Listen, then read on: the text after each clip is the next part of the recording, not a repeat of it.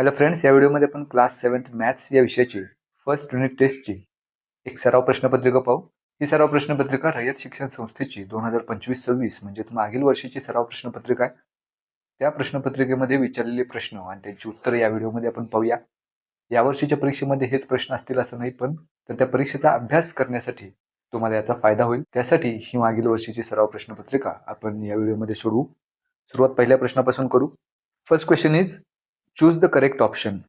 First one, dot dot is the smallest prime number. So 2 is the smallest prime number. So option B is the correct answer. एक ही दोन पेक्षा लहान जरी संख्या असेल तरी सुद्धा ही काही मूळ संख्या नाही. So 1 is not a prime number. 3 and 5 are prime numbers, but they are not the smallest. So smallest prime number is 2. Second, minus 5 into minus 2.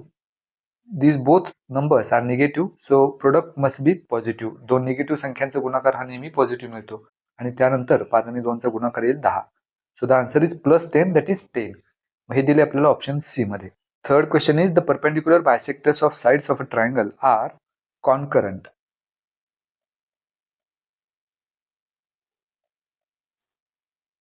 So option A is the correct answer. Next question number 1B is match the pairs. A ग्रुपमध्ये पहिला आहे -54 divided by 9. 9 न 54ला भाग घालवला तर 6चा भाग जाईल आणि एक संख्या निगेटिव्ह आहे त्यामुळं भागाकार येईल -6. आता हा -6 सी मध्ये आपल्याला दिलाय बी ग्रुपमध्ये, त्यामुळं या बॉक्समध्ये येईल सी. दुसरा आहे right angle. Right angle means an angle whose measure is 90 degree. हे दिले आपल्याला बी ग्रुपच्या ए मध्ये, त्यामुळे या बॉक्समध्ये ए येईल. तिसरा twin prime numbers 59 and 61. These are twin prime numbers. So in this box there would be B. Next question, state true or false. First is the product of two negative integer is a positive integer. It's true. कुठल्याही दोन negative नंबर्सचा किंवा negative इंटिजर्सचा product हा positive मिळतो, हे statement बरोबर आहे. And second is HCF of 24 and 32 is 4, which is not correct. So this statement is false because HCF of 24 and 32 is 8. It is not 4. So the second statement is false. Next question, draw an angle of 65 degree and draw its bisector. इथं instruments वापरून एक angle काढून घ्या, ज्याला काही नाव देऊ आपण. समजा याला नाव दिलं आपण ABC आणि याचा बायसेक्टर काढायचा म्हणजे कंपास घ्यायचा, कंपास एक टोक B वर ठेवायचं आणि त्या अँगलच्या ज्या दोन साइड्स आहेत त्याच्यावर समान अंतरावर दोन कंस आखून घ्यायचे.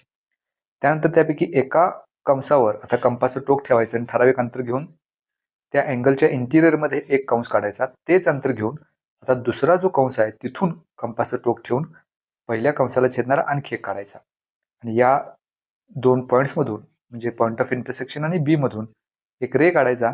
So this is the angle bisector. Next question, factorise 45 into prime numbers. खाली एक ट्री डायग्राम दिलेली आहे, त्याच्यामध्ये आपल्याला 45चे ते प्राईम फॅक्टर्स पाडायचे आहेत. पहिल्या स्टेपला 45 can be written as 5 into 9. तर 5 हा प्राईम नंबर आहे, त्यामुळं पुढच्या स्टेपला 5 आहे तसंच लिहिलं इथं. 9चे मात्र आणखी फॅक्टर्स पडतील 3 इंटू 3, त्यामुळे ह्या सर्कलमध्ये 3 येईल, जेणेकरून 3 इंटू 3 9 मिळेल. आता हे झाले सगळे याचे प्राईम फॅक्टर्स 5, 3, 3 आणि या सगळ्या प्राईम नंबर्स आहेत. So the prime factors of 45 are 5, 3 and 3, त्यामुळे या बॉक्समध्ये येईल 3.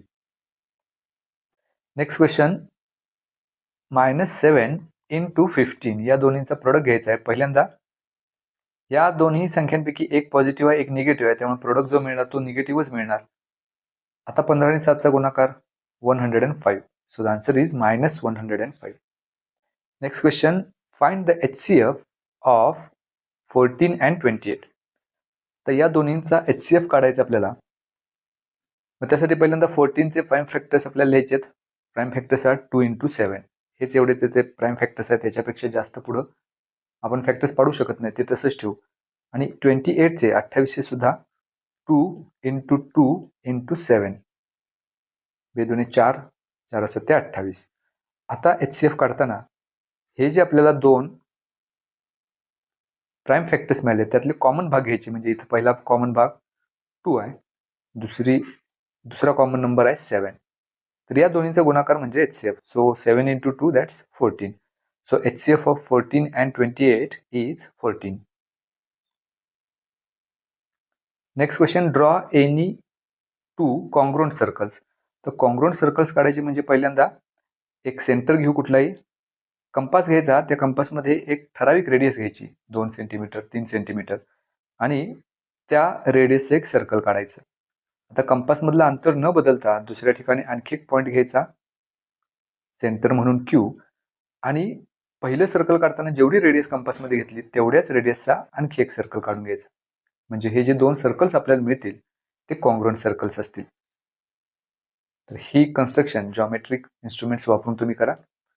Next question is solve the following questions. त्यातला पहिला आहे product of 2 digit numbers is 1280 and the GCD is 4. What is their LCM? मग आपल्याकडे एक रिलेशन आहे GCD आणि LCM मधलं, that is GCD into LCM is equal to product of 2 given numbers. मग इथे GCD 4 दिलाय, तो इथे रिप्लेस केलाय, LCM आहे तसंच घेतलंय and product of 2 numbers it is also given 1280. मग पुढच्या स्टेपला हे जे 4 आहेत ते राईट हँड साईडला घेतलं तर डिनॉमिनेटरला जातील. मग इथं 1280ला जर 4 न भाग घालवला तर 4 एके 4, 4 त्रिक 12, 4 दुने 8 आणि 0. त्यामुळे इथं या दोन्हींचा LCM येईल 320. Next question, draw triangle MAN where angle MAN is equal to 90 degree, AN is equal to 8 cm and MN is equal to 10 cm.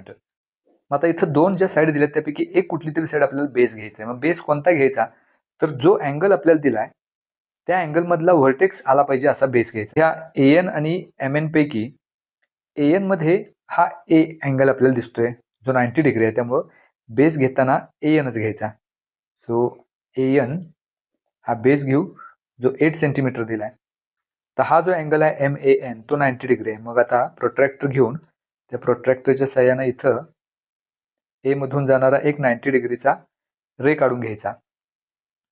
आता MN डिस्टन्स जे दिले, कारण आपल्याकडं A पॉईंट मिळाला, N मिळाला, फक्त M पॉईंट मिळवायचा आहे. तो M पॉईंट हा जो आपण रे काढलाय 90 डिग्रीचा त्याच्यावरच कुठेतरी असणार आहे. मग त्याच्यासाठी कंपास घ्यायचा, त्या कंपासमध्ये 10 सेंटीमीटर इतकं अंतर घ्यायचं, कंपासचं टोक N वर ठेवायचं आणि हा जो रे काढलाय त्याला छेदणारा एक कंस काढून घ्यायचा, तो आपला असणार आहे पॉईंट M. आणि सर्वात शेवटी M आणि N एकमेकांना जोडून घेऊ. तर अशा पद्धतीनं हा ट्रायंगल MAN तयार होईल. Next question, complete the following activity. याच्यामध्ये आपल्याला 7 plus dot dot is equal to 3 म्हणजे 7 मध्ये किती मिळवली तर 3 मिळतील असा प्रश्न आहे.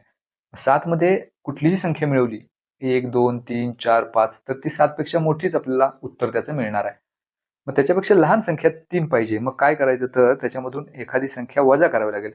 पण बाहेर तर साइन प्लस आहे, मग वजा कुठली संख्या करायची, तर -4 किंवा 7 मध्ये -4 जर ऍड केलं तर इथं 7 प्लस मायनस मायनस होतील. 7 - 4 3 मिळेल. त्यामुळे या बॉक्समध्ये इथं असणार आहे -4. त्याच पद्धतीने इथं -6 आहे. आता -6 मध्ये किती मिळवावेत म्हणजे +3 मिळेल. -6 मध्ये जर आपण 9 मिळवले तर याचा अर्थ असा होतो की -6 + 9.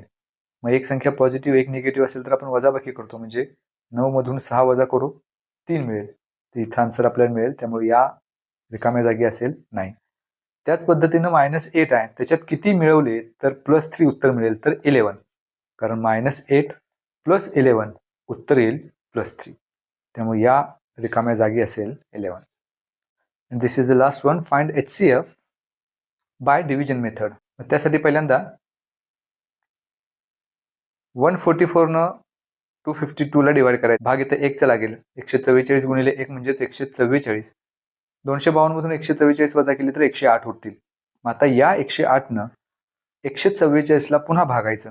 पुन्हा भाग 1 चा लागेल. 108 गुणिले 1 म्हणजेच 108. 144 मधून 108 जर वजा केले तर उत्तर 36 येईल. त्यामुळे या 36 न पुन्हा 108 ला भागायचं. 36 ने 108 ला जर भाग घालवला तर 3 चा पूर्ण भाग लागेल. 36 गुणिले 3 108 इथं लिहिले. 108 वजा 108 म्हणजेच 0. रिमाइंडर 0 मिळाला. मग त्यावेळेला शेवटी ज्या संख्येने आपण भागले तो म्हणजे आपला HCF, विच इज 36. त्यामुळे या दोन संख्यांचा HCF असेल 36.